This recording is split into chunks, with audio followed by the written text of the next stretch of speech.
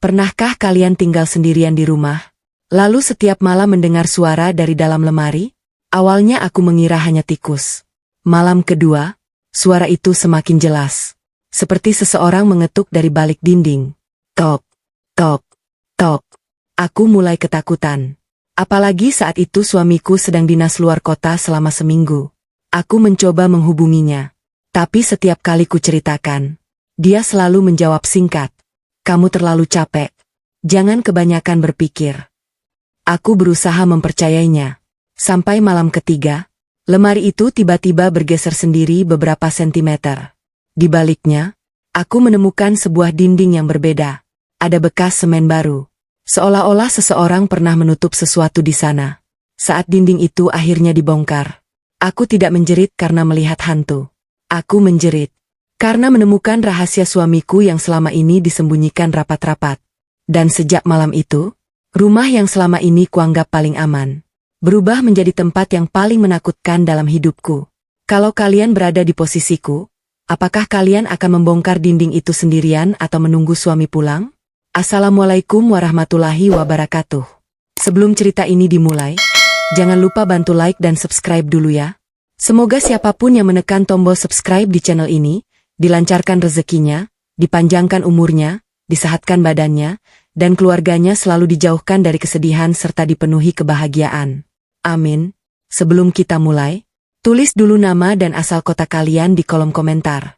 Lalu jawab pertanyaan ini. Kalau 3 malam berturut-turut kalian mendengar suara dari dalam lemari saat tinggal sendirian, apa yang pertama kali akan kalian lakukan? Malam pertama suara itu muncul. Namaku Alia. Kalau ada yang bertanya, apa tempat yang paling membuatku merasa aman di dunia ini? Dulu, jawabanku pasti satu. Rumahku sendiri. Rumah sederhana 2 lantai yang kami beli setelah 3 tahun menikah. Rumah yang kami cicil dengan susah payah. Rumah yang menjadi saksi setiap tawa, tangis, dan mimpi kami. Namun, aku tidak pernah menyangka, rumah yang kubanggakan itu, suatu hari justru menjadi tempat yang paling ingin kuhindari. Semuanya dimulai dari suara aneh yang terdengar setiap malam. Suamiku bernama Rian. Dia bekerja sebagai supervisor proyek pembangunan jalan. Karena pekerjaannya, dia sering ditugaskan keluar kota selama beberapa hari. Aku sudah terbiasa. Awalnya memang berat. Namun lama-kelamaan aku belajar menikmati waktu sendirian. Biasanya sebelum berangkat, Rian selalu berkata, Alia. Iya, Mas. Jangan tidur terlalu malam. Iya. Kalau takut, video call saja. Aku selalu tersenyum.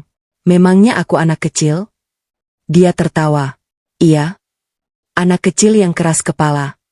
Ucapan sederhana itu selalu membuatku tenang. Karena selama ini, aku percaya, tidak ada yang perlu kutakutkan. Seminggu yang lalu, Rian kembali mendapat tugas ke Kalimantan selama 6 hari. Sebelum berangkat, dia memelukku erat. Aku cuma sebentar. Iya. Jaga rumah. Aku mengangguk. Kamu juga jaga kesehatan. Dia mencium keningku. Lalu pergi. Aku melambaikan tangan sampai mobilnya menghilang di ujung jalan. Saat itu, aku sama sekali tidak tahu bahwa malam pertama tanpa dirinya akan menjadi awal dari mimpi buruk yang tidak pernah kubayangkan. Hari pertama berjalan seperti biasa. Aku bekerja dari rumah. Sore hari aku menyiram tanaman. Malamnya aku memasak mie kuah kesukaanku. Setelah salat Isya, aku duduk di ruang keluarga sambil menonton televisi. Jam menunjukkan pukul 11 malam. Aku mulai mengantuk. Aku mematikan televisi, lalu masuk ke kamar. Semuanya masih terasa normal. Kamarku berada di lantai 2. Tidak terlalu besar. Di sudut kanan ada lemari kayu jati besar. Lemari itu sudah ada sejak kami pertama kali membeli rumah. Rian pernah berkata, itu lemari peninggalan ayah. Masih bagus. Aku tidak pernah mempermasalahkannya. Lemari itu memang kokoh, berwarna coklat tua, dan selalu berdiri di sudut yang sama. Aku mengganti pakaian, lalu mematikan lampu. Hanya lampu tidur kecil yang masih menyala. Tak lama kemudian, aku mulai terlelap. Entah pukul berapa, aku tiba-tiba terbangun. Mataku langsung terbuka. Bukan karena mimpi, melainkan karena sebuah suara. Tok. Aku membuka mata perlahan. Ruangan gelap. Aku menahan napas. Beberapa detik. Tidak ada suara lagi. Aku tersenyum kecil. Mungkin mimpi. Aku kembali memejamkan mata. Namun, belum sampai 1 menit. Tok. Suara itu terdengar lagi. Kali ini lebih jelas. Seperti seseorang mengetuk kayu. Aku langsung duduk di atas tempat tidur. Dadaku mulai berdebar. Mataku menyapu seluruh kamar. Tidak ada siapa-siapa. Jendela tertutup. Pintu juga terkunci. Lalu, suara itu dari mana? Aku mengambil ponsel. Kulihat jam menunjukkan pukul 1.47. Aku mencoba menenangkan diri. Mungkin tikus. Rumah tua memang kadang didatangi tikus. Aku pernah melihatnya sekali di dapur. Mungkin sekarang masuk ke kamar. Aku mencoba mempercayai pikiranku sendiri. Namun, beberapa detik kemudian, tok, tok, tok. Suara itu terdengar 3 kali. Dan kali ini, aku yakin, suara itu berasal dari arah lemari. Bulu kuduku langsung berdiri. Dengan tangan gemetar, aku menyalakan lampu kamar. Ruangan kembali terang. Aku menatap lurus ke arah lemari. Tidak ada apapun. Pintunya tertutup rapat. Tidak bergerak. Aku perlahan turun dari tempat tidur. Langkahku terasa berat. Semakin dekat ke lemari, jantungku semakin berdebar. Astagfirullah. Aku membaca ayat kursi pelan-pelan. Lalu menyentuh gagang pintunya. Tanganku benar-benar dingin.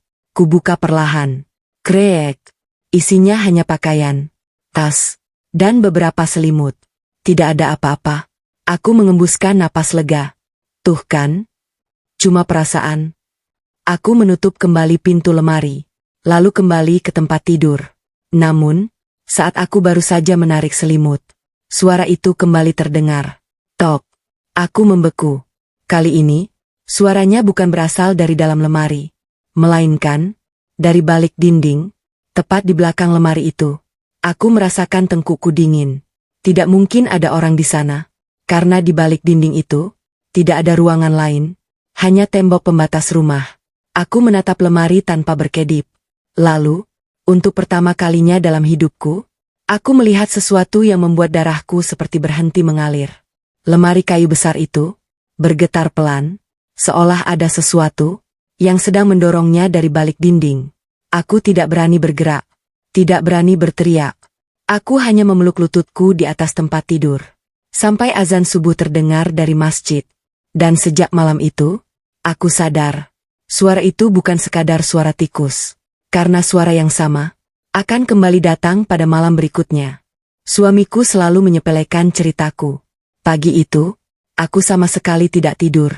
Begitu azan subuh berkumandang, aku langsung turun dari tempat tidur. Mataku terasa perih. Kepalaku berat. Sepanjang malam, aku hanya duduk memandangi lemari itu. Tidak ada lagi suara. Tidak ada lagi getaran. Seolah-olah semua yang terjadi beberapa jam sebelumnya hanyalah mimpi. Namun, aku tahu apa yang kudengar. Dan aku tahu apa yang kulihat. Setelah salat subuh, aku memberanikan diri mendekati lemari. Sinar matahari mulai masuk melalui jendela. Suasana kamar kembali terasa normal. Aku mencoba menggeser lemari itu sedikit. Namun, lemari itu terlalu berat. Aku mendorong dengan seluruh tenagaku. Tetap tidak bergerak. Aku tersenyum pahit. Kalau semalam benar-benar bergeser, berarti bukan karena aku. Kalimat itu justru membuatku semakin takut. Aku mengambil senter dari laci meja, lalu menyinari bagian bawah lemari. Tidak ada tikus. Tidak ada kucing. Tidak ada lubang. Semuanya tampak biasa. Aku kembali melihat dinding di belakangnya. Sebagian memang tertutup lemari. Tetapi dari sisi samping, aku bisa melihat sedikit permukaan tembok. Tidak ada retakan. Tidak ada bekas dibongkar. Semua terlihat normal. Namun, perasaanku mengatakan sebaliknya. Siang harinya, aku mencoba melupakan kejadian semalam. Aku menyibukkan diri dengan bekerja. Laptopku buka. Beberapa desain yang harus kukerjakan sudah menunggu. Namun setiap 5 menit sekali, pandanganku selalu mengarah ke pintu kamar. Entah kenapa, aku merasa seperti sedang diawasi. Padahal rumah itu hanya dihuni aku seorang diri. Menjelang sore, aku akhirnya menelepon Rian. Telepon baru diangkat setelah dering keempat. Halo? Suaranya terdengar ramai. Sepertinya dia sedang berada di lokasi proyek. Mas. Iya, sayang. Lagi sibuk. Sedikit. Ada apa? Aku terdiam beberapa detik. Aku takut dia menganggapku berlebihan. Tapi aku tetap harus bercerita. Mas? Iya? Tadi malam aku dengar suara aneh. Suara apa? Dari lemari kamar. Rian tertawa kecil. Hahaha. Mungkin tikus. Aku langsung menjawab. Aku juga awalnya mikir begitu. Tapi, suaranya seperti orang mengetuk. Di seberang sana hening sesaat. Lalu dia berkata santai. Alia. Iya? Kamu kecapean. Coba istirahat. Aku menggeleng meski dia tidak bisa melihatku. Bukan, Mas. Aku benar-benar dengar. Rian kembali tertawa kecil. Kamu terlalu banyak nonton cerita horor. Aku langsung tersinggung. Aku serius. Iya? Aku juga serius. Itu pasti cuma suara kayu. Aku menarik napas panjang. Mas. Iya? Aku juga lihat lemarinya bergetar. Dia kembali diam. Namun hanya sebentar. Rumah kita kan sudah beberapa tahun. Kayunya mungkin memuai. Jawaban itu membuatku kecewa. Aku berharap dia berkata, nanti aku cari orang buat periksa. Atau, kalau takut, pindah dulu ke rumah orang tua. Tapi tidak. Dia justru menganggap semua itu hal biasa. Sebelum menutup telepon, dia hanya berkata, jangan dipikirkan. Nanti malam video call sebelum tidur. Iya. Lalu baca doa. Aku mengangguk pelan. Baik. Telepon pun terputus. Aku memandang layar ponsel cukup lama. Entah kenapa, untuk pertama kalinya, aku merasa sendirian. Malam kedua pun tiba. Sejak maghrib, aku sudah mulai gelisah. Semua pintu sudah kukunci. Semua jendela kututup. Lampu luar rumah sengaja kubiarkan menyala. Aku bahkan menyalakan televisi agar rumah tidak terlalu sunyi. Namun, semakin malam, perasaan takut itu justru semakin besar. Pukul 11 malam, aku melakukan video call dengan Rian. Mas. Iya. Lihat. Aku memperlihatkan seluruh isi kamar. Tidak ada apa-apa kan? Rian tersenyum. Nah. Makanya jangan takut. Aku mencoba ikut tersenyum. Iya. Mungkin memang aku terlalu khawatir. Kami mengobrol sekitar 15 menit.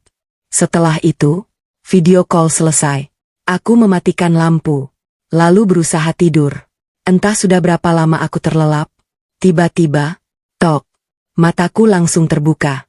Jantungku berdegup sangat kencang. Aku langsung melihat jam. Pukul 1.46. Hampir sama seperti malam sebelumnya.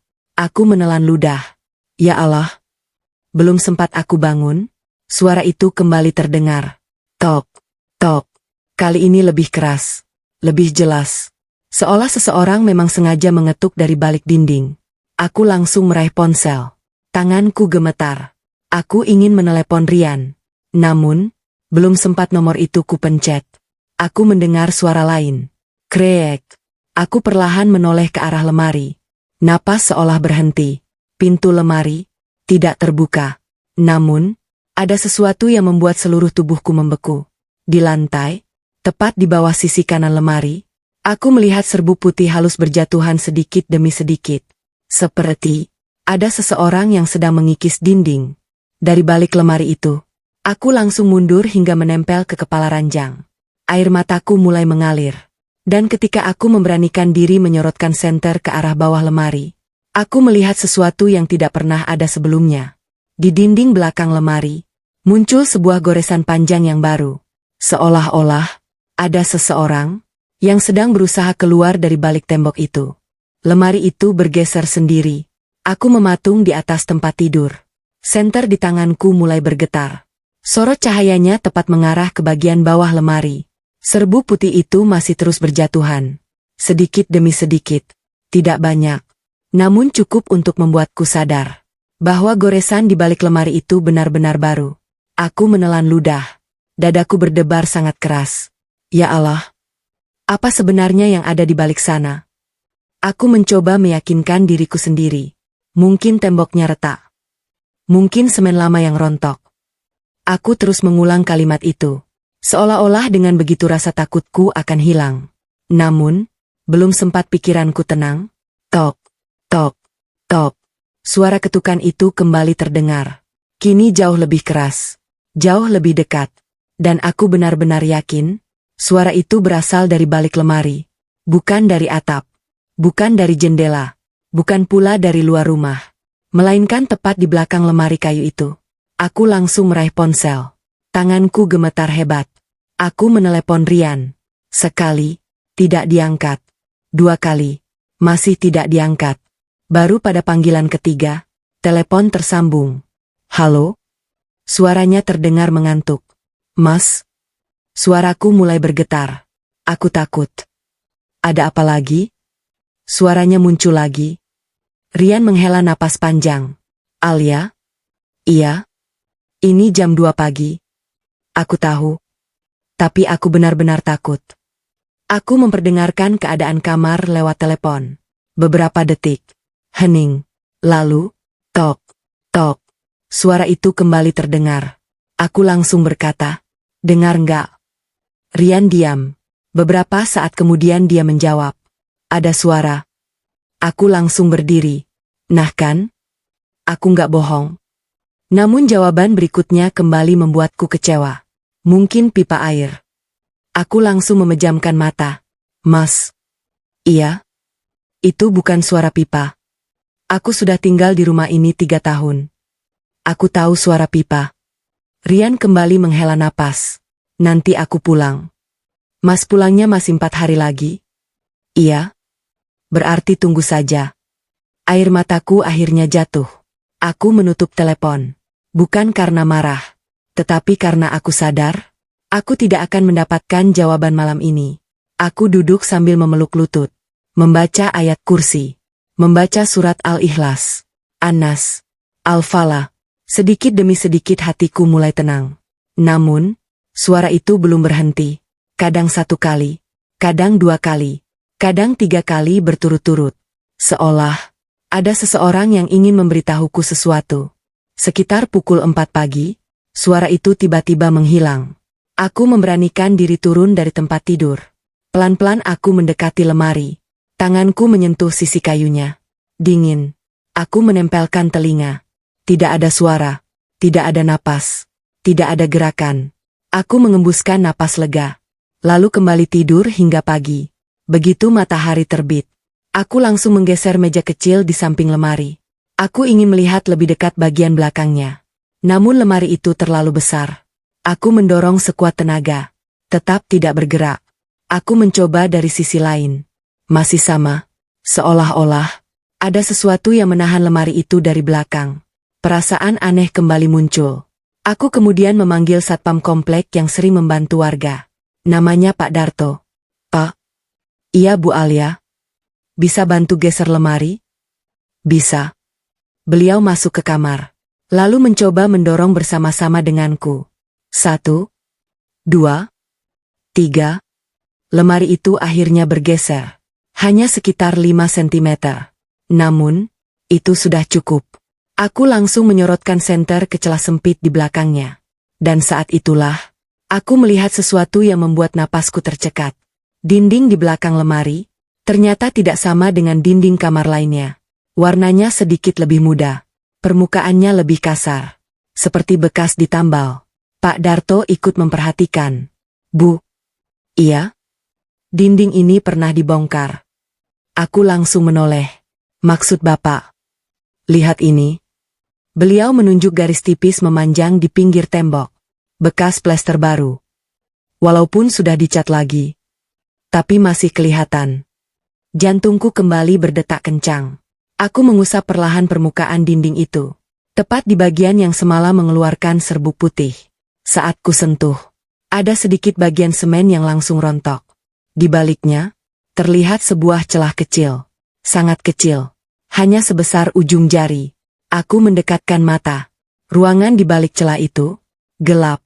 Sangat gelap. Namun, aku yakin, di balik dinding itu, bukan tanah. Bukan pondasi. Melainkan, ruang kosong. Pak Darto langsung berkata pelan. Bu Alia, saya rasa di balik tembok ini memang ada sesuatu. Aku langsung membeku. Belum sempat aku bertanya lagi, tiba-tiba, dari balik celah kecil itu, terdengar suara yang sangat pelan. Tok. Aku dan Pak Darto saling berpandangan. Wajah kami sama-sama pucat. Karena suara itu, jelas berasal dari balik dinding yang seharusnya tidak memiliki ruangan apapun. Dan saat itulah, aku memutuskan, besok pagi, apapun risikonya, dinding itu harus dibongkar. Aku memanggil tukang. Aku berdiri mematung di depan dinding itu. Tanganku masih menempel pada permukaan semen yang terasa lebih dingin dibanding bagian tembok lainnya. Pak Darto ikut terdiam. Kami saling berpandangan. Tak satu pun berani berbicara. Suara ketukan yang tadi terdengar, kini menghilang begitu saja. Seolah-olah, apapun yang berada di balik tembok itu tahu bahwa kami sedang mendengarkannya. Bu Alia? Suara Pak Darto memecah keheningan. Iya, Pak. Bapak saranin? Jangan dibongkar sendirian. Aku mengangguk pelan. Saya juga kepikiran begitu. Lebih baik panggil tukang. Aku kembali melihat dinding itu. Perasaanku bercampur aduk. Takut, penasaran, dan entah kenapa, ada firasat buruk yang terus menghantui pikiranku. Sebelum Pak Darto pulang, beliau kembali mengingatkanku. Kalau malam nanti dengar suara lagi, jangan dekat-dekat tembok itu. Aku tersenyum tipis. Baik, Pak. Beliau pun pergi. Aku kembali sendirian. Rumah yang biasanya terasa hangat, kini terasa asing. Aku bahkan mulai takut masuk ke kamar sendiri. Siang harinya aku menelepon seorang tukang bangunan langganan ayahku. Namanya Pak Herman. Beliau sudah puluhan tahun bekerja memperbaiki rumah. Aku sengaja tidak menceritakan soal suara-suara aneh. Aku hanya berkata, Pak. Iya, Bu. Ada tembok yang ingin saya periksa. Retak ya? Enggak juga. Saya cuma curiga ada ruang kosong. Beliau tertawa kecil. Nanti saya lihat. Sekitar pukul 2 siang, Pak Herman datang bersama seorang anak buahnya. Begitu masuk kamar, beliau langsung memperhatikan lemari yang sudah bergeser. Lemarinya berat juga. Iya, Pak. Beliau mengetuk beberapa bagian dinding menggunakan gagang palu. Tok, tok, tok. Suara di bagian kiri terdengar padat. Namun ketika berpindah ke bagian yang tertutup lemari, bunyinya berbeda. Tok, tong. Pak Herman langsung berhenti. Aku menatap wajahnya. Kenapa, Pak? Beliau kembali mengetuk pelan. Tong, tong. Beliau mengangguk pelan. Benar. Apa? Di balik sini kosong. Dadaku langsung berdegup. Kosong bagaimana? Pak Herman menunjuk bagian tembok itu. Biasanya kalau tembok langsung menempel ke tanah atau ruangan lain, bunyinya padat. Tapi yang ini, berongga. Aku merasakan tanganku mulai dingin. Berarti, di baliknya memang ada ruang? Pak Herman mengangguk. Kemungkinan besar. Aku langsung teringat ucapan Rian beberapa bulan lalu. Saat kami baru pindah ke rumah ini. Dia pernah berkata sambil bercanda. Rumah ini dulu sempat direnovasi pemilik lama. Saat itu aku tidak pernah bertanya lebih jauh. Kupikir hanya renovasi biasa. Namun sekarang, kalimat itu kembali terngiang di kepalaku. Renovasi apa? Dan kenapa harus membuat ruang kosong di balik tembok kamar? Pak Herman kembali memeriksa. Beliau mengukur panjang dinding. Kemudian berkata, Bu. Iya. Kalau dihitung dari luar rumah, ukurannya nggak masuk. Aku mengernyit. Maksud Bapak? Beliau mengajakku keluar kamar. Kami menuju halaman samping rumah. Beliau mengukur kembali menggunakan meteran. Lalu membandingkan dengan ukuran kamar. Beberapa menit kemudian, beliau menatapku. Bu Alia. Iya. Harusnya kamar ibu lebih panjang hampir 1 meter. Aku langsung membeku. Jadi, 1 meter itu kemana? Pak Herman menunjuk dinding kamar. Yaitu, disembunyikan. Jantungku berdetak semakin keras. Aku langsung menghubungi Rian. Telepon diangkat cukup cepat. Halo? Mas? Iya? Aku panggil tukang. Ngapain? Periksa dinding belakang lemari. Suara Rian mendadak berubah. Kamu ngapain manggil tukang? Aku sedikit terkejut, karena memang ada ruang kosong. Beberapa detik, tidak ada jawaban. Aku mengernyit. Mas? Iya? Jangan dibongkar. Aku langsung terdiam. Kenapa? Itu cuma bekas renovasi. Kalau bekas renovasi, kenapa nggak boleh dibongkar? Rian kembali diam. Lama sekali. Lalu berkata dengan nada lebih tinggi. Alia. Iya.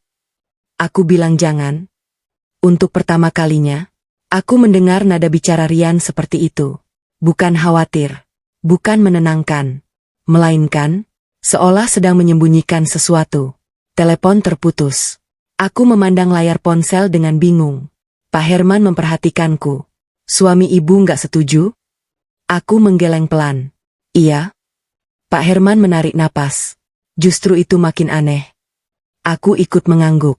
Semakin kupikirkan, semakin banyak pertanyaan yang muncul. Kalau memang tidak ada apa-apa, kenapa Rian begitu panik? Aku kembali masuk ke kamar. Memandangi dinding itu cukup lama. Lalu mengambil keputusan. Pak Herman. Iya, Bu. Besok pagi, kita bongkar. Beliau mengangguk. Siap. Namun, saat beliau hendak pulang, tiba-tiba matanya tertuju pada lantai dekat dinding. Beliau berjongkok, lalu mengambil sesuatu menggunakan ujung obeng. Bu? Iya? Coba lihat ini. Aku mendekat. Di sela-sela retakan kecil dekat lantai, terlihat secari kertas tua yang ujungnya menyembul keluar dari balik tembok. Warnanya sudah kecoklatan, seperti tersimpan di sana selama bertahun-tahun. Tanganku mulai gemetar. Dan saat aku perlahan menarik kertas itu, di bagian paling atas, masih terlihat jelas tulisan yang membuat seluruh tubuhku membeku. Untuk siapapun yang menemukan surat ini, jangan pernah percaya kepada Rian. Rahasia di balik dinding. Tanganku langsung membeku. Secari kertas tua itu masih berada di ujung jariku. Tulisan di bagian atas terlihat jelas. Untuk siapapun yang menemukan surat ini, jangan pernah percaya kepada Rian. Dadaku seperti diremas. Aku membaca kalimat itu berulang kali, berharap mataku salah melihat. Namun, tulisan itu tetap sama. Aku perlahan menoleh kepada Pak Herman. Beliau juga tampak terkejut. Bu? Iya, Pak. Ini bukan surat baru. Aku mengangguk. Kertasnya sudah menguning. Beberapa bagian bahkan mulai rapuh. Sepertinya memang sudah tersimpan di sana selama bertahun-tahun. Dengan hati-hati aku membuka lipatan surat itu. Tulisan tangan di dalamnya mulai pudar. Namun masih bisa dibaca. Isinya sangat singkat. Kalau kamu menemukan surat ini, berarti dinding ini akhirnya dibuka. Aku menelan ludah. Tanganku mulai gemetar. Aku melanjutkan membaca. Aku tidak tahu siapa kamu. Tapi hati-hati, karena ada sesuatu yang sengaja disembunyikan di balik tembok ini. Aku langsung menutup mulut. Pak Herman ikut membaca dari sampingku. Beliau menghela napas panjang. Aku melanjutkan ke bagian bawah surat. Namun, tulisan berikutnya sudah rusak. Sebagian tinta memudar. Sebagian lagi sobek karena lembab. Aku hanya mampu membaca beberapa kata. Kotak. Jangan dibuang. Kebenaran. Maaf. Hanya itu. Nama pengirimnya pun sudah tidak terlihat. Seolah sengaja dihapus oleh waktu. Aku langsung teringat percakapanku dengan Rian beberapa jam sebelumnya. Begitu ku bilang ingin membongkar tembok, dia langsung panik. Nada bicaranya berubah. Dia bahkan melarangku dengan suara keras. Padahal selama menikah, dia hampir tidak pernah membentakku. Kenapa? Apa sebenarnya yang dia sembunyikan? Pak Herman memecah lamunanku. Bu Alia. Iya? Kalau memang mau tahu jawabannya, satu-satunya cara yang membongkar tembok ini. Aku menatap dinding itu. Perasaanku bercampur aduk. Kalau isi surat ini benar, berarti seseorang memang sengaja meninggalkan pesan. Pesan untuk orang yang suatu hari menemukan ruang rahasia itu. Aku mengangguk pelan. Pak. Iya? Bongkar sekarang. Beliau sedikit ragu. Yakin, Bu? Aku menarik napas panjang. Kalau saya berhenti sekarang, saya tidak akan pernah bisa tidur nyenyak lagi. Pak Herman mengangguk. Baik. Beliau mengambil palu kecil. lalu mulai mengetuk perlahan. Tok, tok, tok. Setelah memastikan tidak ada instalasi listrik, beliau mengayunkan palu. Brak, sebagian plester langsung retak. Debu beterbangan memenuhi kamar. Aku spontan mundur beberapa langkah. Sedikit demi sedikit, lapisan semen mulai terlepas. Semakin dibongkar, semakin terlihat bahwa dinding itu memang bukan dinding asli rumah, melainkan dinding tambahan. Ketebalannya hanya sekitar 10 cm. Tidak seperti tembok utama. Pak Herman terus bekerja. Sementara aku hanya bisa berdoa dalam hati. Ya Allah, apapun yang ada di balik sana, tolong kuatkan aku. Sekitar 30 menit kemudian, lubang di dinding sudah cukup besar. Pak Herman memasukkan senter ke dalamnya. Beliau langsung terdiam. Aku menahan napas. Pak. Beliau tidak menjawab. Pak Herman? Baru beberapa detik kemudian beliau berkata pelan. Bu? Iya? Benar. Ada ruang di balik sini? Dadaku langsung berdegup lebih keras. Lubang itu diperbesar lagi. Kini aku bisa melihat dengan jelas. Di balik dinding, memang ada sebuah ruang sempit. Lebarnya sekitar 1 meter. Panjangnya mengikuti sisi kamar. Ruangan itu tidak memiliki jendela. Tidak ada pintu. Seolah sengaja dibuat. Lalu ditutup rapat dari luar. Aku merinding. Siapa yang membuat ruangan seperti ini? Dan untuk apa? Pak Herman masuk lebih dulu. Beliau menyorotkan senter ke seluruh sudut. Ruangan itu penuh debu. Banyak sarang laba-laba. Namun tidak ada tanda-tanda pernah dihuni.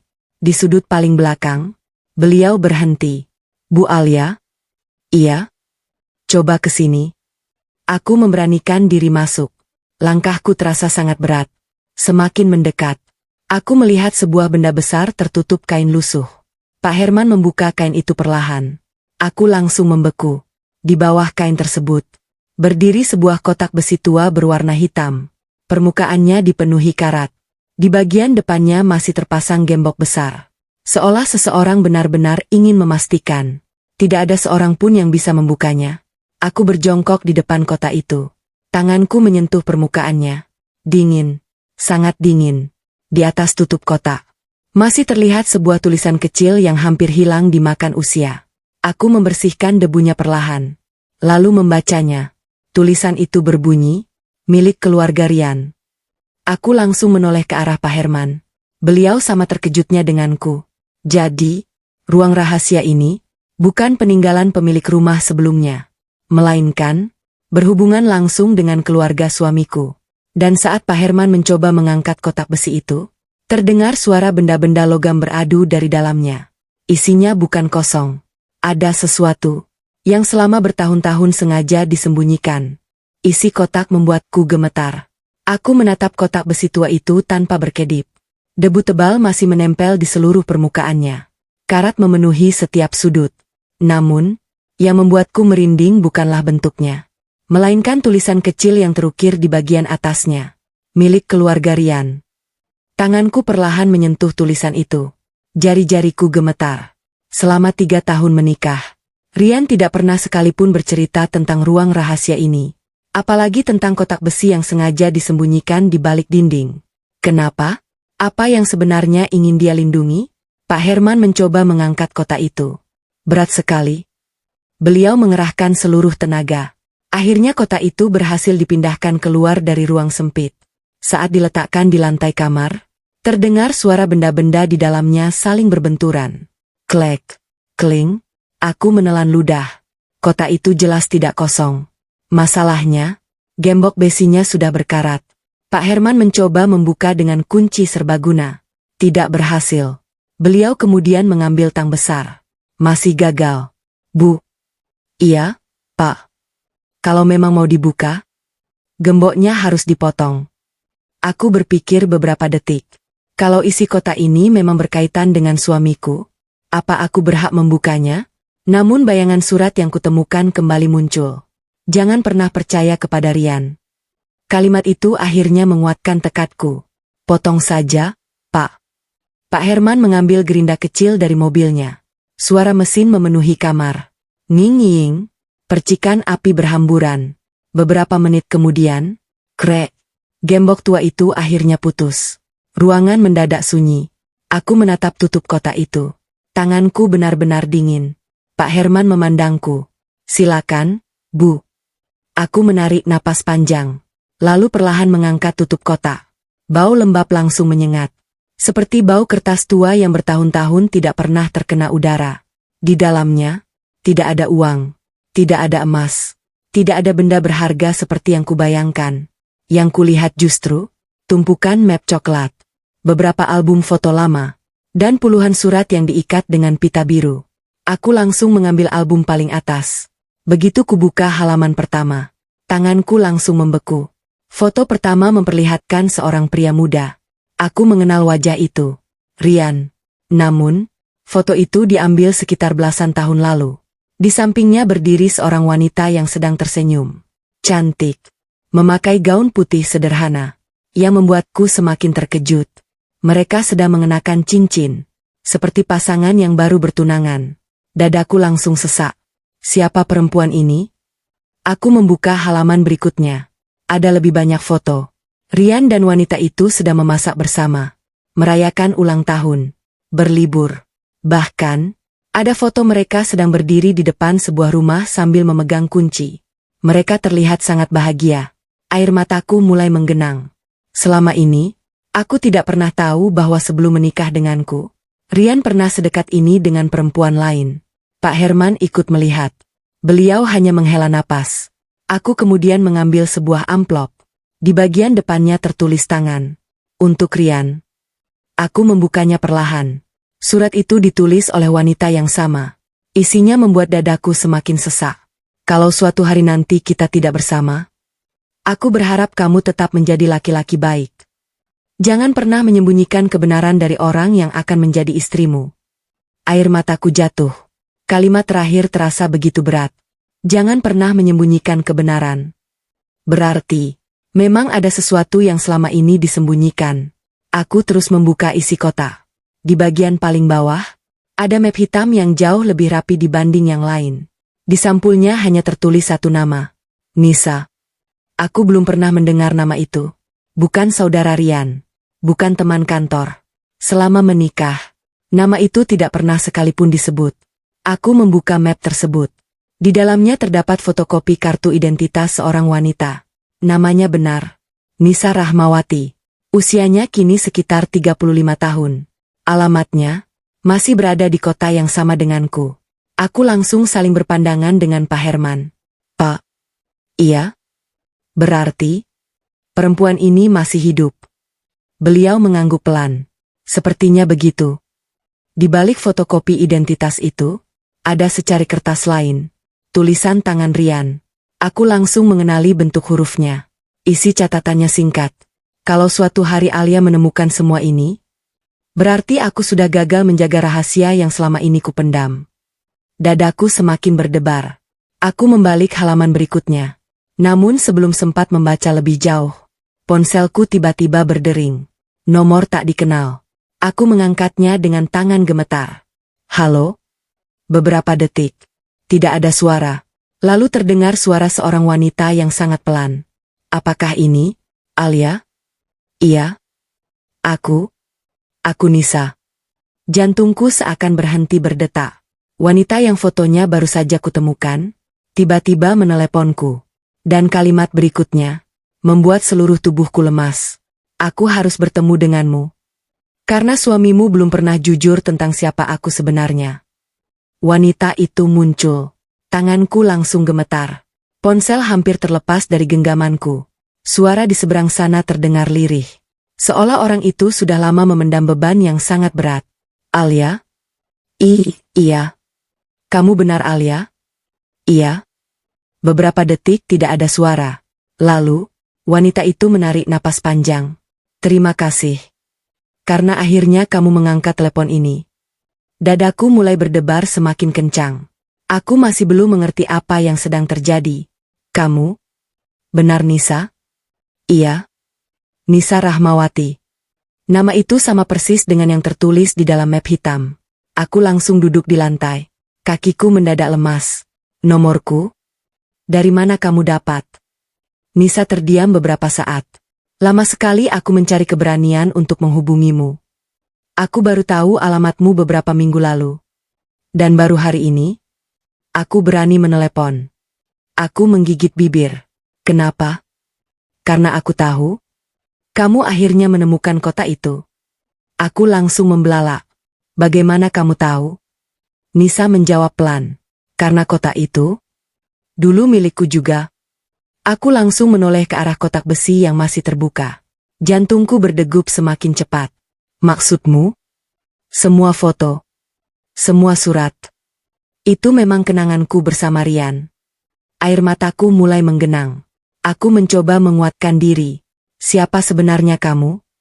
Suara Nisa terdengar semakin berat. Aku? Orang yang pernah hampir menjadi istrinya. Ruangan mendadak terasa sunyi. Pak Herman yang sejak tadi berdiri di dekat pintu ikut terdiam. Aku sendiri seperti kehilangan napas. Hampir menjadi istri? Berarti, sebelum menikah denganku, Rian pernah bertunangan dengan perempuan ini.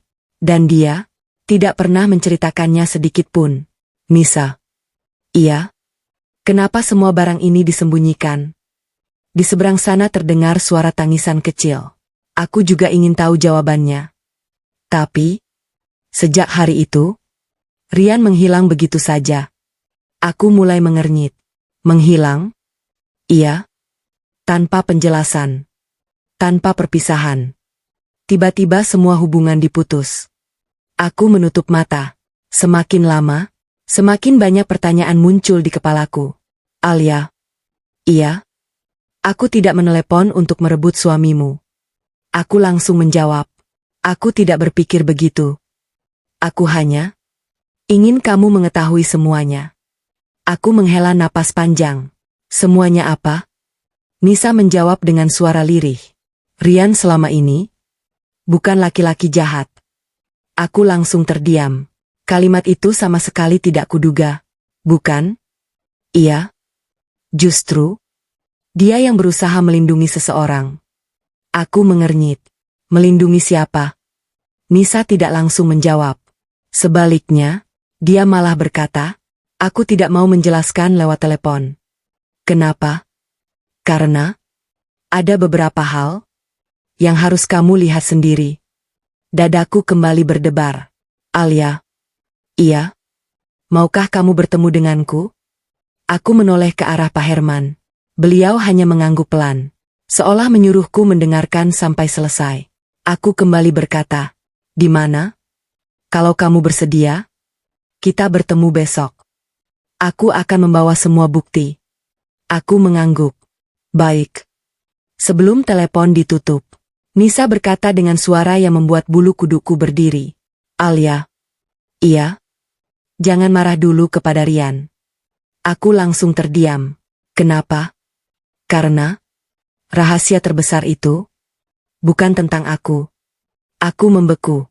Lalu tentang apa? Beberapa detik hening. Kemudian Nisa menjawab pelan.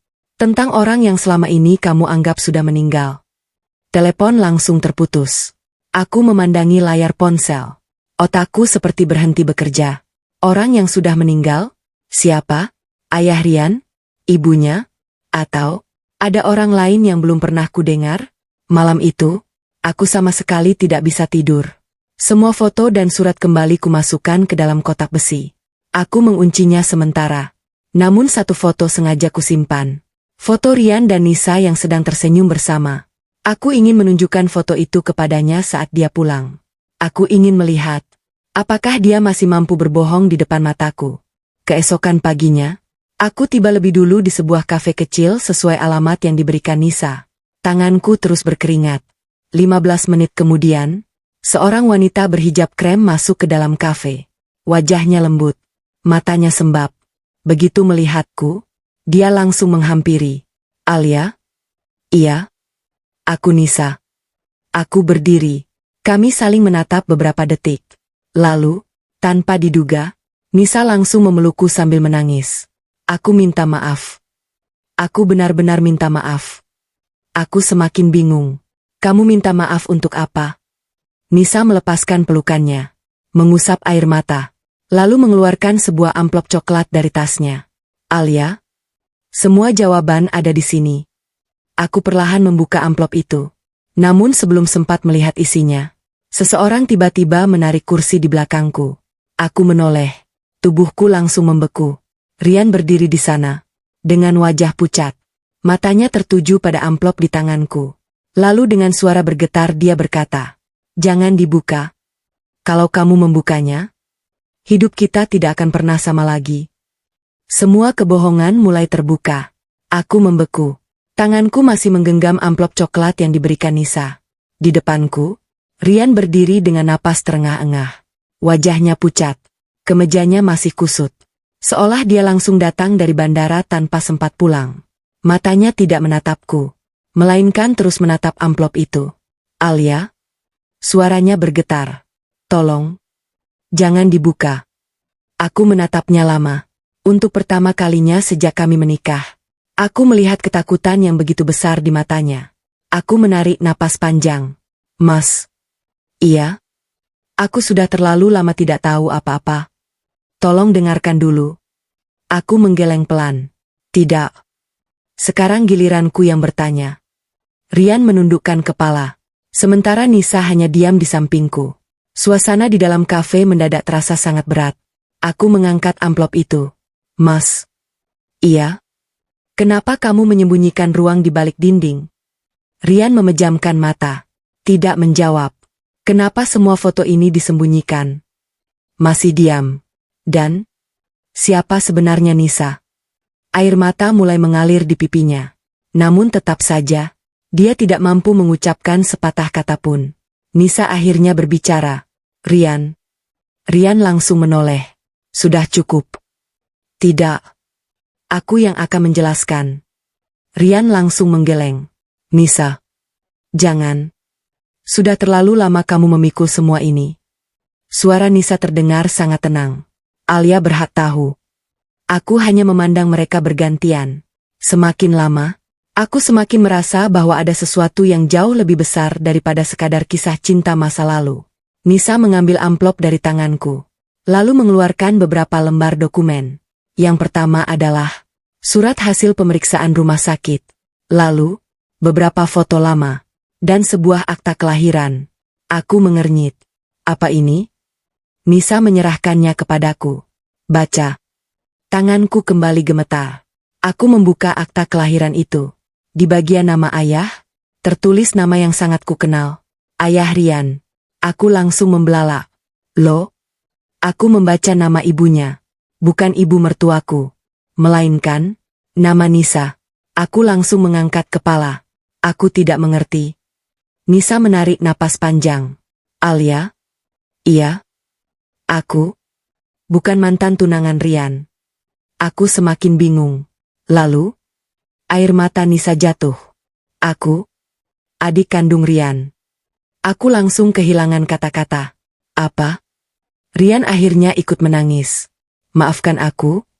Aku menatap mereka bergantian. Seluruh tubuhku terasa lemas. "Tapi, kenapa semua foto itu?" Nisa menjawab pelan. "Itu foto keluarga. Bukan foto pertunangan." Aku kembali melihat album. Baru kali ini aku menyadari, cincin yang kupikir cincin pertunangan ternyata hanyalah cincin kelulusan yang dipakai bersamaan saat mereka lulus sekolah. Selama ini, aku salah memahami semuanya. "Lalu, kenapa kamu tidak pernah cerita?" Aku bertanya kepada Rian. Dia mengusap wajahnya. "Karena ayah melarang." "Kenapa?" Rian menghela napas panjang. "Sebelum meninggal, ayah menikah 2 kali." Aku langsung terdiam. Ibu kandung Nisa adalah istri pertama. Sedangkan ibuku, istri kedua. Dadaku kembali sesak. Rian melanjutkan. "Dulu, keluarga besar terus bertengkar soal warisan. Nisa memilih pergi. Ayah meminta aku menyembunyikan semua dokumen keluarga, supaya pertengkaran tidak terulang. Aku menatap kotak dokumen yang ada di samping kursiku. "Makanya kamu menyembunyikannya di balik dinding?" Rian mengangguk pelan. "Iya. Aku terlalu takut kalau semuanya terbongkar." Aku langsung teringat surat tua yang kutemukan. "Kalau begitu?" "Surat yang bertuliskan, Jangan pernah percaya kepada Rian, itu siapa yang menulis. Nisa langsung mengambil surat tersebut. Begitu melihatnya, dia menangis. Aku kenal tulisan ini. Tulisan siapa? Paman. Paman kami.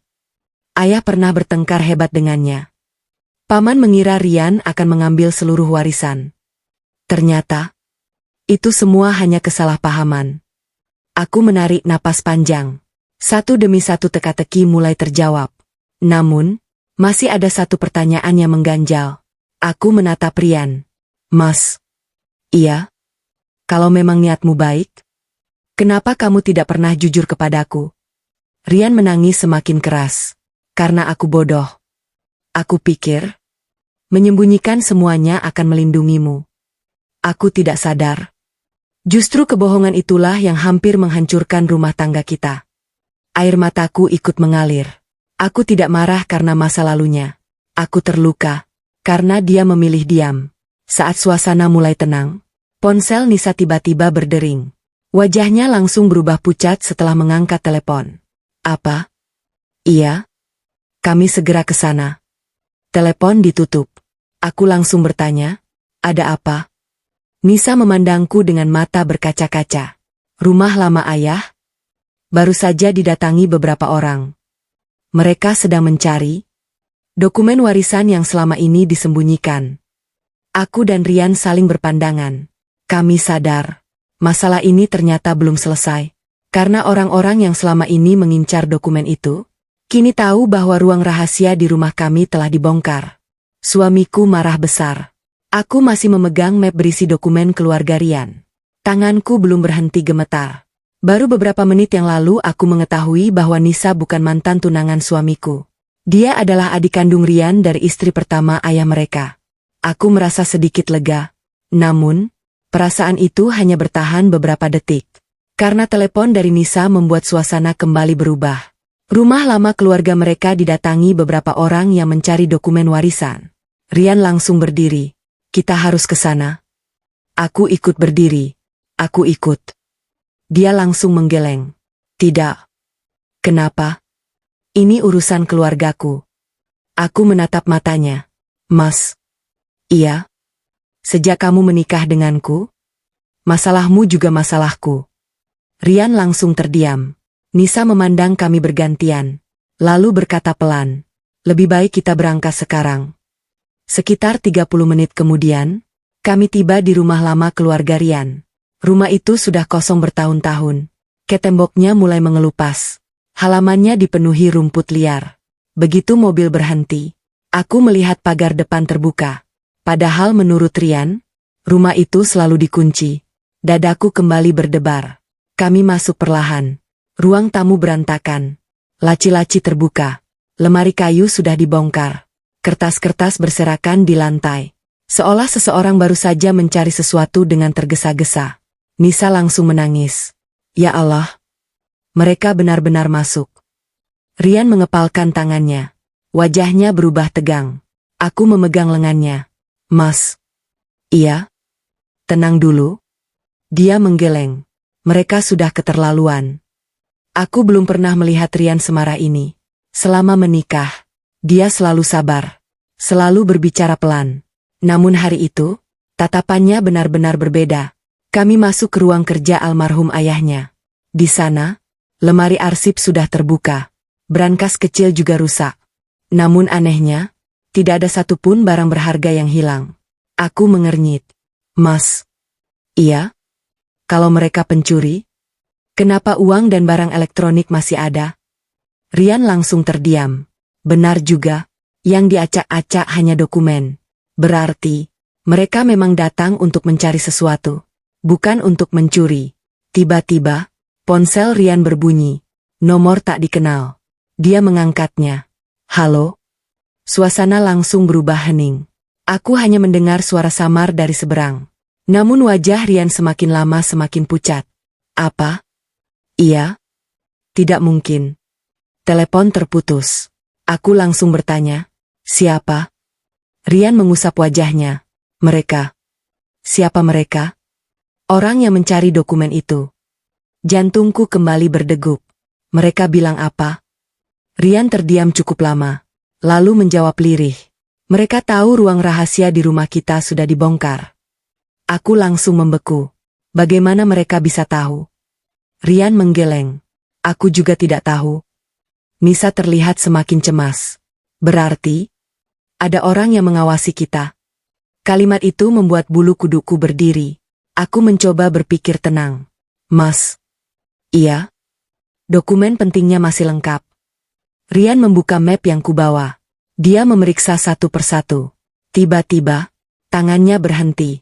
Wajahnya langsung berubah. Alia? Iya? Satu map hilang. Aku ikut memeriksa. Benar, ada ruang kosong di dalam kota. Map apa? Rian menjawab dengan suara pelan. Surat wasiat asli ayah. Dadaku langsung sesak. Berarti, seseorang telah lebih dulu mengambilnya. Rian tiba-tiba memukul meja kayu di depannya. Bra, aku terkejut. Mas, aku bodoh. Dia berbicara sambil menangis. Seharusnya dari dulu aku jujur. Seharusnya aku tidak menyembunyikan semuanya. Air matanya terus mengalir. Aku yang menyebabkan semua ini. Aku memegang tangannya. Mas? Dia menggeleng. Tidak. Kalau aku jujur sejak awal, kamu tidak akan mengalami semua ini. Untuk pertama kalinya, aku melihat Rian benar-benar hancur oleh penyesalannya sendiri. Saat itulah, Nisa membuka satu laci yang belum sempat diperiksa. Di dalamnya terdapat sebuah buku catatan tua. Aku menemukannya. Kami langsung mendekat. Di halaman pertama tertulis tulisan tangan almarhum ayah mereka. Rian membacanya perlahan. Semakin dibaca, semakin deras air matanya mengalir. Aku bertanya pelan. Apa isinya? Rian menatapku. Lalu berkata dengan suara yang nyaris tak terdengar. Ayah selama ini tidak pernah ingin kami berebut warisan. Lalu, beliau justru menulis. Kalau suatu hari anak-anakku bertengkar karena harta, berarti aku gagal menjadi seorang ayah. Ruangan kembali sunyi. Aku menutup mata. Ternyata, semua konflik ini bukan tentang harta, melainkan tentang rahasia yang terlalu lama dipendam. Namun, saat kami hendak pulang, seorang pria tua tiba-tiba berdiri di depan pintu rumah. Dia menatap Rian dan Nisa dengan tajam. Lalu berkata, kalian terlambat. Dokumen yang kalian cari sudah bukan lagi milik keluarga ini. Rian langsung membeku, karena dia mengenali pria itu. Dan nama yang keluar dari mulutnya membuatku ikut terkejut. Paman Surya? Kebenaran yang selama ini disembunyikan. Aku memandang pria tua yang berdiri di depan pintu rumah. Usianya sekitar 60 tahun. Rambutnya sudah memutih. Tatapannya tajam. Namun yang membuatku terkejut adalah ekspresi Rian. Wajahnya mendadak pucat. Bibirnya bergetar. Seolah sedang melihat seseorang yang tidak pernah ingin ditemuinya lagi. Pak. Paman Surya? Pria itu mengangguk pelan. Iya. Akhirnya kita bertemu lagi. Suasana mendadak sunyi. Nisa langsung menggenggam lenganku. Aku bisa merasakan tangannya dingin. Sangat dingin. Paman? Suara Nisa pelan. Kenapa Paman ada di sini? Pria tua itu menghela napas panjang. Karena sudah waktunya semua berhenti. Rian langsung melangkah maju. Paman yang mengambil surat wasiat itu? Pria itu tidak menjawab. Dia hanya menatap kami satu persatu. Beberapa detik kemudian, beliau masuk ke ruang tamu. Tanpa diminta, tanpa ragu. Beliau duduk di kursi tua milik almarhum ayah Rian. Lalu berkata, duduklah. Entah kenapa, tidak ada seorang pun yang berani membantah. Aku, Rian, dan Nisa akhirnya duduk berhadapan dengannya. Paman Surya membuka tas kulit yang dibawanya.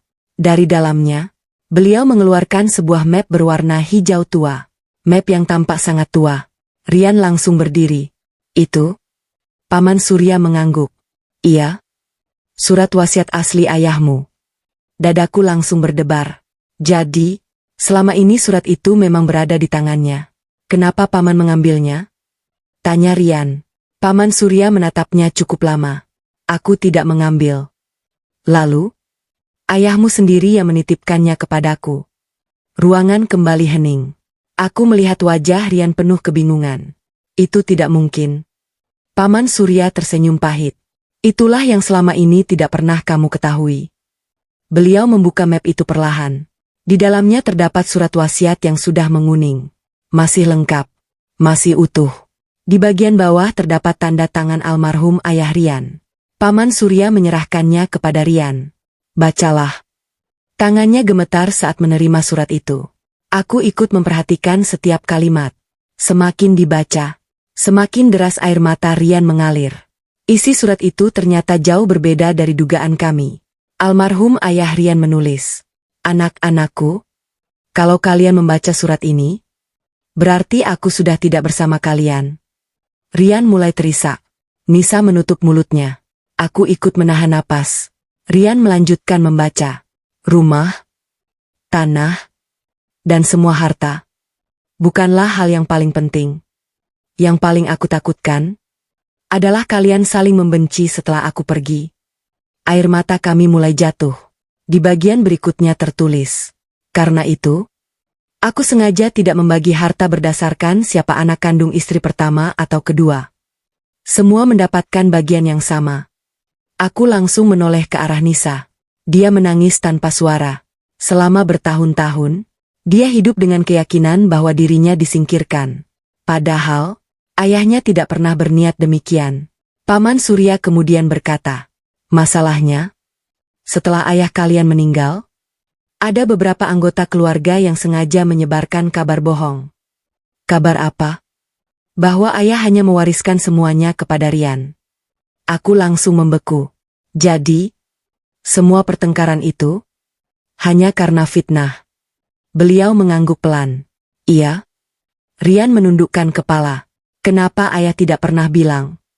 Paman Surya tersenyum sedih. "Karena ayahmu meninggal lebih cepat."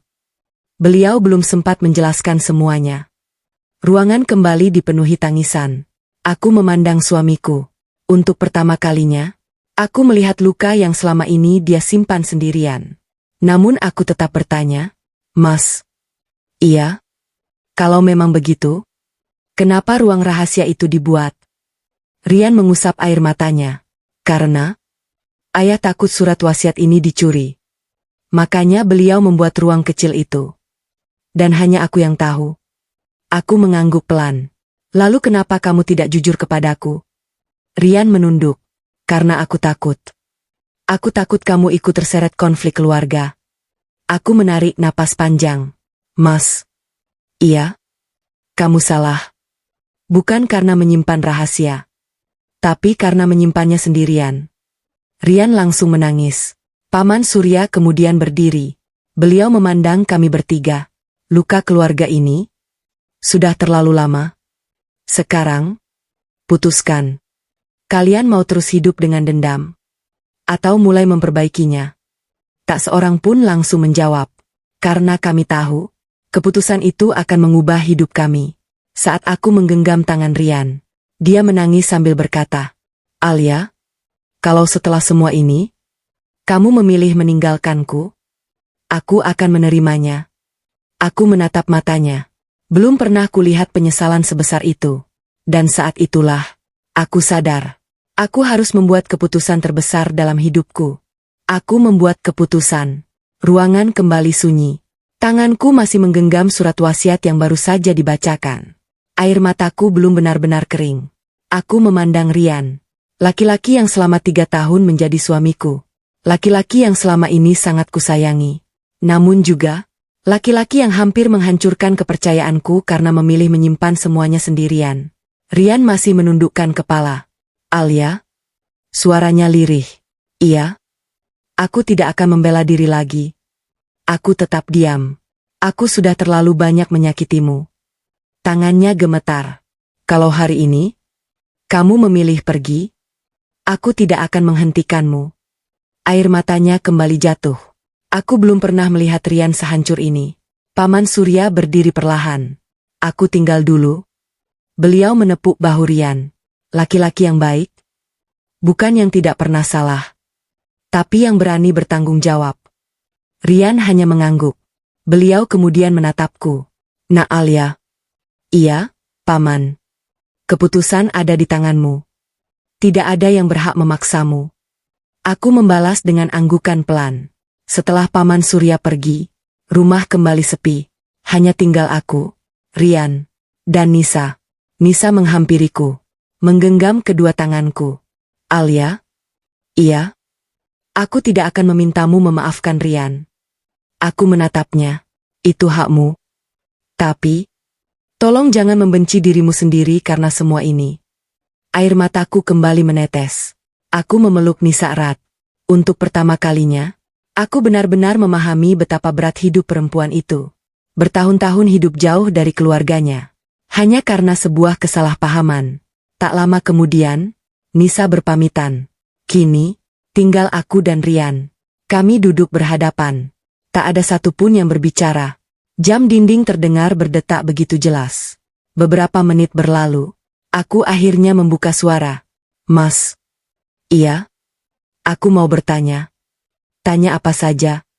Kalau waktu bisa diputar, apakah kamu masih akan menyembunyikan semua ini dariku? Rian langsung menggeleng. Tidak. Kenapa? Karena sekarang aku tahu, rahasia yang disimpan terlalu lama hanya akan berubah menjadi luka. Aku memejamkan mata. Jawaban itu terdengar tulus. Aku kemudian berdiri, berjalan menuju jendela, melihat halaman rumah yang mulai gelap. Perlahan aku berkata, Mas. Iya? Aku memang marah. Aku memang kecewa. Aku bahkan sempat kehilangan rasa percaya. Rian hanya diam. Tapi, aku juga melihat sesuatu. Apa? Penyesalanmu. Dia langsung menangis lagi. Aku menoleh kepadanya. Mas. Iya? Aku bisa memaafkan. Wajahnya langsung terangkat. Tapi, aku melanjutkan. Memaafkan? Bukan berarti semua kembali seperti semula. Dia mengangguk pelan. Aku mengerti. Kepercayaan harus dibangun lagi. Aku siap. Walaupun butuh waktu bertahun-tahun. Aku tersenyum tipis. Untuk pertama kalinya, aku melihat Rian tidak lagi mencari alasan. Dia hanya menerima kesalahannya. Beberapa hari kemudian, aku dan Rian sepakat menemui seluruh keluarga.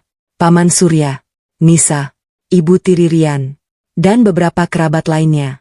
Semua berkumpul di rumah lama. Di ruang tamu yang dulu menjadi saksi begitu banyak pertengkaran.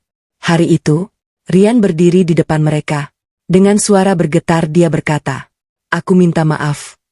Karena kebodohanku, keluarga ini semakin jauh. Nisa langsung menangis.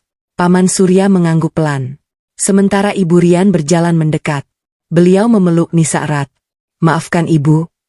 Selama ini, Ibu juga terlalu keras. Tangisan memenuhi ruangan.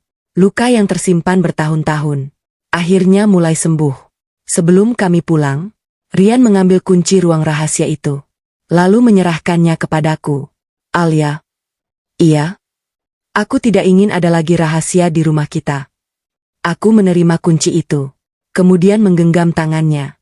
Mulai hari ini, kita buka semua pintu. Bukan hanya pintu rumah, tapi juga pintu hati. Rian mengangguk sambil menangis. Namun, saat kami kembali ke rumah, aku melihat sesuatu yang membuatku berhenti melangkah.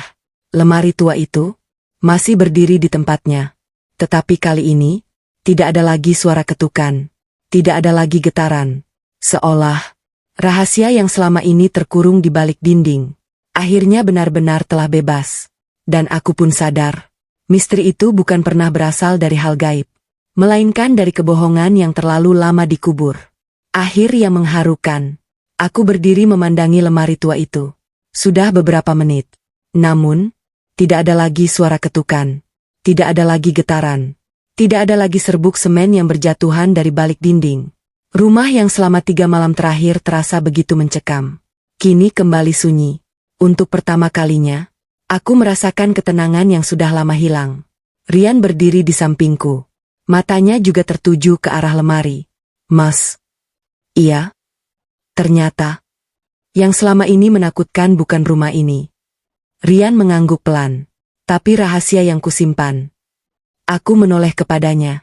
Air mata kembali mengalir di pipiku. Aku tidak pernah takut menghadapi kenyataan.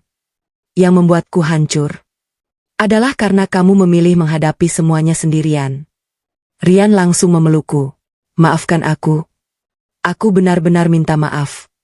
Beberapa hari kemudian, kami memutuskan membongkar seluruh ruang rahasia itu. Bukan lagi untuk mencari sesuatu, melainkan untuk mengakhiri semuanya. Dinding tambahan yang selama bertahun-tahun menutupi ruang sempit itu akhirnya dirobohkan. Ruangan kecil itu disatukan kembali dengan kamar utama. Kotak besi, dokumen, dan semua surat kami simpan di tempat yang layak. Bukan lagi sebagai rahasia, melainkan sebagai bagian dari sejarah keluarga yang tidak boleh dilupakan. Seminggu kemudian, Rian mengumpulkan seluruh keluarganya. Paman Surya, Nisa, ibu sambungnya, dan beberapa kerabat dekat. Kami duduk melingkar di ruang tamu rumah lama. Hari itu, tidak ada pertengkaran, tidak ada saling menyalahkan. Yang ada hanya permintaan maaf. Rian berdiri lebih dulu. Aku minta maaf. Karena selama bertahun-tahun, aku mengira diam adalah cara terbaik melindungi keluarga. Ternyata aku salah. Nisa langsung menangis. Beliau memeluk kakaknya erat. Aku juga minta maaf. Karena terlalu lama hidup dengan prasangka. Suasana berubah haru. Paman Surya tersenyum. Kalau saja kalian duduk seperti ini sejak dulu, mungkin tidak ada satupun air mata yang harus jatuh. Semua mengangguk. Beliau benar. Kadang, masalah yang paling besar bukan karena kebencian, melainkan karena tidak ada yang mau mulai berbicara. Sebulan kemudian, rumah kami juga berubah. Lemari tua peninggalan ayah Rian tidak kami buang. Kami memperbaikinya, membersihkannya, lalu memindahkannya ke ruang baca. Setiap kali melihat lemari itu, aku selalu teringat satu pelajaran, bahwa tidak semua yang tampak menyeramkan adalah sesuatu yang jahat. Kadang, yang membuat kita takut hanyalah rahasia yang belum terungkap. Hubunganku dengan Nisa pun semakin dekat. Kami sering memasak bersama, berbelanja, bahkan beberapa kali mengunjungi makam ayah mereka. Suatu hari, saat kami berdiri di depan pusara, Nisa berkata sambil tersenyum, "Kalau ayah melihat kita sekarang, pasti beliau bahagia." Aku menggenggam tangannya. Iya, karena akhirnya keluarganya kembali utuh. Beberapa bulan kemudian, Rian memberikan kejutan kecil untukku. Saat aku pulang kerja, dinding bekas ruang rahasia itu sudah berubah menjadi rak buku yang cantik. Di tengah rak, terpasang sebuah bingkai kayu. Di dalamnya tertulis kalimat sederhana. Tidak ada rumah yang kokoh tanpa kejujuran. Aku langsung menitikkan air mata. "Mas?" "Iya." "Ini hadiah untuk siapa?" Rian tersenyum. "Untuk istriku. Perempuan yang mengajariku bahwa keberanian terbesar bukan menyimpan rahasia, tapi berani berkata jujur." Aku memeluknya erat. Untuk pertama kalinya sejak semua kejadian itu, aku benar-benar merasa pulang. Kini, setiap malam sebelum tidur, aku tidak lagi mendengar suara ketukan dari balik lemari. Yang kudengar hanyalah suara hujan, suara angin, dan napas tenang suamiku di sampingku. Misteri itu telah berakhir. Namun pelajaran yang kuterima akan kubawa seumur hidup. Aku belajar bahwa rahasia yang dipendam terlalu lama hanya akan melahirkan ketakutan. Sedangkan kejujuran, meski menyakitkan di awal, akan selalu menjadi jalan menuju kedamaian.